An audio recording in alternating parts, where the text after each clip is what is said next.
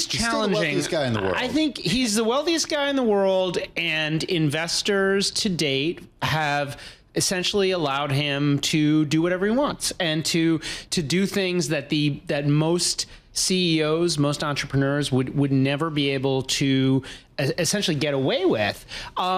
That said, there are, I'd say, bigger challenges facing these companies today than he's experienced in a very long time. Of course, Elon Musk has a history of sort of flirting with disaster. And you look at the history of Tesla, there were some very dicey moments in the 2000s, same thing with SpaceX. But you haven't had this situation that we have today where you have essentially three companies, SpaceX, Tesla, and XAI. I'm going to leave off the sort of smaller ones, but those are there too. And then in the foreground, you have this potential fight with Donald Trump. And so, everyone's focused on the fight, but those three companies, each in their own way, have very significant challenges. So let's get to it, because you do right. There are many more weapons President Trump could deploy against Elon Musk's business interests were he so motivated. So much is like, does he or doesn't he? Let's start. I love the way you guys do this. You do basically like these case studies of each of these three businesses. So let's talk about Tesla. He makes promises. Sometimes it takes longer. We have all gone along from the ride that we eventually get this stuff. And to be fair, when it comes to EVs, certainly in the United States, he moved the needle. Yeah, absolutely. And that's what's made, I'd say, the events of the last couple of years so surprising, because Elon Musk is attempting this very dramatic pivot away from EVs and towards robo-taxis, which is kind of strange because the EV market is still growing very quickly. Tesla, on the other hand, is not growing. I mean, their deliveries have been falling for the last 2 quarters, had a down year in 2024. We'll see what this latest quarter looks like when they report earnings, but they are selling fewer cars each quarter than they did a year ago. And that is kind of surprising for a company that is trading at just this insane multiple, trading at a value that is way, way, way richer than a normal car company. Now, of course, the reason investors are going for this, the reason they're continuing to buy the stock at a relatively high price is because of robo-taxis, this belief that Elon Musk is going to revolutionize transportation. The issue is that's been this kind of thing that Musk was able to point ahead in the future and say, look, this is going to be great. Don't focus on the now, focus on the future.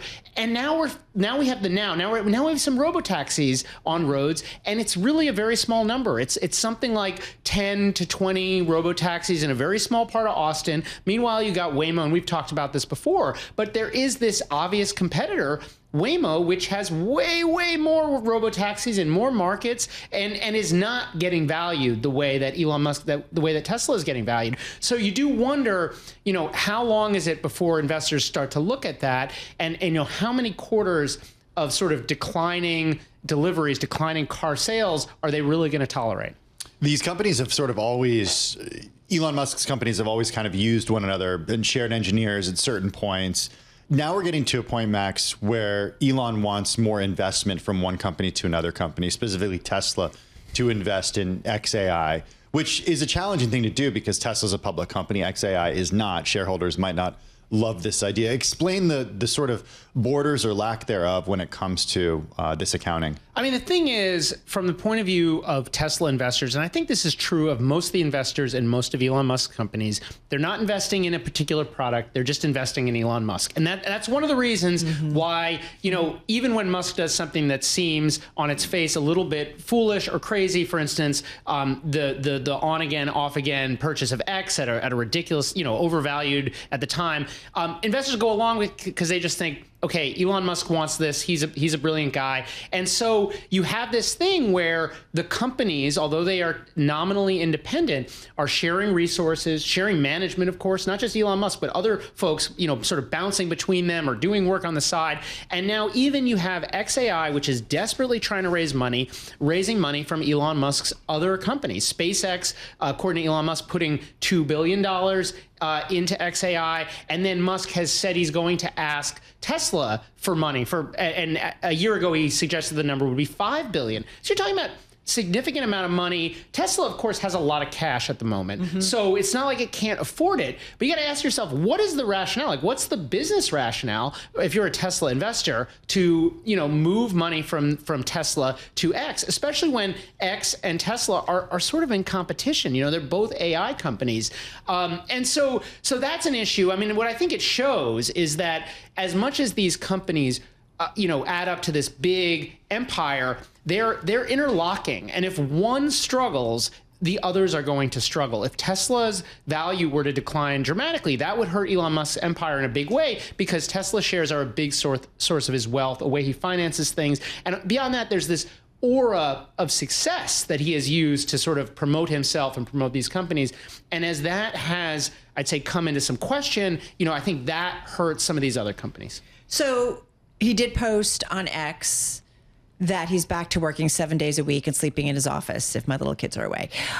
Yay. But I'm just wondering, which part of his empire is he most interested in? You guys talk about XAI, that's what he seems to be super interested in right now. Yeah, and you get different answers depending on who you talk to within the empire, because, of course, Tesla also feels like employees, board members also feel like they are in the middle of this really unique opportunity with robo-taxis. But yeah, I mean, Musk has spent, it seems, at least over the last couple of weeks, a lot of time with XAI and Grok. Now, of course, AI chatbots, that's an area that a lot of investors are excited about. On the other hand, this is a very expensive company to finance. Bloomberg has reported that they're losing $1 billion a month. So like that, $5 billion from Tesla, they're gonna burn through that, pretty quickly. I think that from the sort of bull cases, hey, these large language models are really expensive to finance, so we need to, put as much into them now, catch up to OpenAI. But of course, the other side of the coin is like, why does this very successful car company that's worth $1 trillion by market cap, what does it have to do with AI chatbots? I don't think that the answer is a whole lot. Yeah. Elon Musk claimed without evidence that President Trump was an accomplice in the crimes of Jeffrey Epstein and alleged that the president had covered them up. This was sort of the nadir in their relationship, I think, if we look back over the last 6 weeks. Is there any recovering from that? Like, do they get back together? Do they become allies again? I think it is very hard to see. I mean, obviously, those are very serious charges. I mean, sort of like the most serious charges in Republican politics.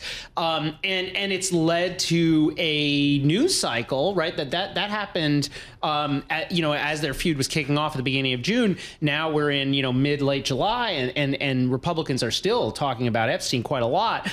So yeah, I mean, it's been a bad. That's a thing that's going to really throw a wrench in any kind of potential makeup. Now, I will say, Trump and Musk are both. This is going to sound weird, but they're both kind of forgiving. They both, although they like to cultivate this, both of them, alpha image or whatever, they have, Trump has done this where people have been on the outside and then they find their way in. Steve Bannon, of course, famously was very much on the outs. Now he's no longer on the outs. Musk is the same. Musk, will get very mad at people and find a way to get them back in. So I wouldn't discount it entirely, just because, and I've said this on your show before, there are reasons each of them has an interest in being on good terms with the other.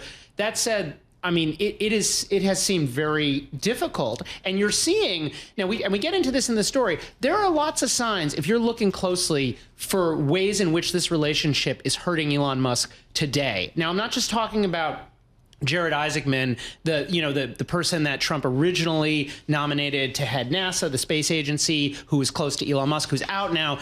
But there are lots of little regulatory moves, policy moves. And just to give you one example, the guy who's going to run NHTSA, at his confirmation hearing, I believe it was last week, suggested that we need to have more oversight of autonomous vehicles. If you're Elon Musk, you don't want to hear that when you have a fleet of robo-taxis that you're trying to get on the roads. Yeah, you absolutely don't.